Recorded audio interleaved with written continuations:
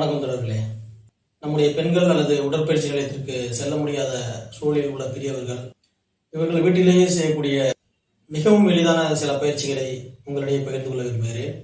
குறிப்பாக பெண்களுக்கு அவர்களுடைய ஃபிட்னஸ்க்கு மிகப்பெரிய எதிரியாக புடவை அணிவதுதான் காரணமாக இருக்கிறது. இதை கேட்பதற்கு உங்களுக்கு புதிதாக கூட இருக்கலாம். தொடர்ச்சியாக புடவை அணியக்கூடிய பெண்கள் தங்களுடைய வயிறு பெரிதாவதை கணக்கில் எடுத்துக் கொள்வதில்லை. ஏனென்றால் புடவை அவ்வாறாக அவர்களுக்கு காண்பிப்பதில்லை. அவர்கள் மாற்றாக சுடிதார் போன்ற உடைகள் அணியும் பொழுதுதான் தங்களுக்கு வயிறு பெரிதாகிவிட்டது என்பதை உணர துவங்குகிறார்கள்.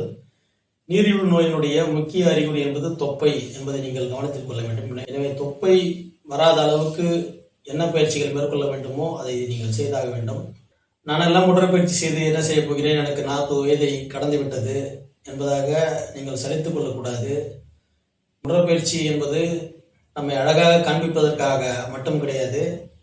பின்னாளிலே நீரிழிவு நோய்க்கு ஆட்பட்டு மாத்திரை பின்னால் அலைந்து பிறகு இன்சுலின் ஊசிகளை போட்டுக்கொண்டு டயாலிசிஸ் செய்கிற அளவுக்கு நீங்கள் ஆகிவிடக்கூடாது. நாம் வீட்டிலேயே செய்யக்கூடிய உடற்பயிற்சியாக பைப் அல்லது கழியை வைத்து செய்யக்கூடிய ஆப்ளிக் ட்விஸ்டர், அதாவது உடற்பயிற்சி நிலையத்திலே செய்யக்கூடிய எந்திரத்திலே செய்யக்கூடிய ட்விஸ்டருக்கு சிறந்த மாற்றாக இந்த ட்விஸ்டர் அமையும். இந்த ட்விஸ்டரை நீங்கள் வீடியோவில் காண்பதை போல எண்ணிக்கை தேவையில்லை, உங்களால் முடிந்த அளவு இதை செய்ய வேண்டும்.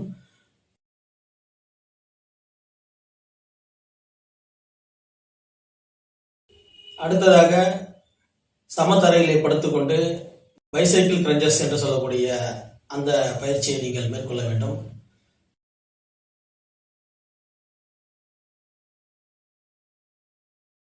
அடுத்ததாக ஆல்டர்னேட் லெக் ரைஸ் என்று சொல்லக்கூடிய பயிற்சியை செய்து காட்டுகிறோம். அதையும் நீங்கள் செய்ய வேண்டும்.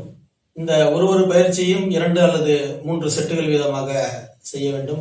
துவக்க நிலையிலே செய்யக்கூடியவர்கள் உடனடியாக அதிக ரெப்டேஷன்கள் செய்யாமல் கொஞ்சம் கொஞ்சமாக பயிற்சிக்கு தங்களை தயார்படுத்தி கொண்டு பிறகு அதிகமாக செய்ய பழக வேண்டும். அடுத்ததாக வீட்டிலேயே செய்யக்கூடிய ஒரு சிறந்த பயிற்சி, உங்களுடைய ஒட்டுமொத்த உடலுடைய கொழுப்பை கரைத்து உங்களுடைய தோற்றத்தை மேம்படுத்தக்கூடிய ஒரு பயிற்சி, ஸ்கிப்பிங் என்று சொல்லக்கூடிய இந்த பயிற்சியை நான் செய்வது போல செய்ய முடியாவிட்டாலும் கூட உங்களுக்கு எப்படி செய்ய வருகிறதோ அந்த வகையில் செய்யலாம். இந்த பயிற்சி ரன்னிங் பயிற்சிகளுக்கு ஒரு மாற்றாக அமைகிறது.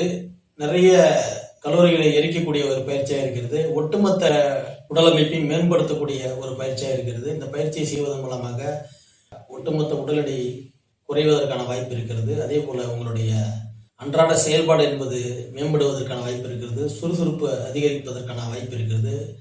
இதயத்திற்குமான பயிற்சி என்பதனால் இதை அவசியமாக நீங்கள் செய்தாக வேண்டும்.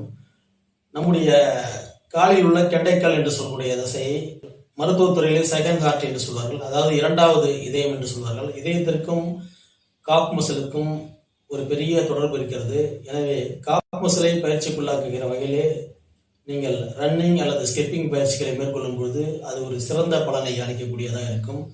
குறிப்பாக நீரிழிவு நோய்க்கு நீங்கள் ஆட்படாமல் இருப்பதற்கு இந்த கார்டியோ பயிற்சிகள் மிகவும் அவசியமாக தேவைப்படுகிறது.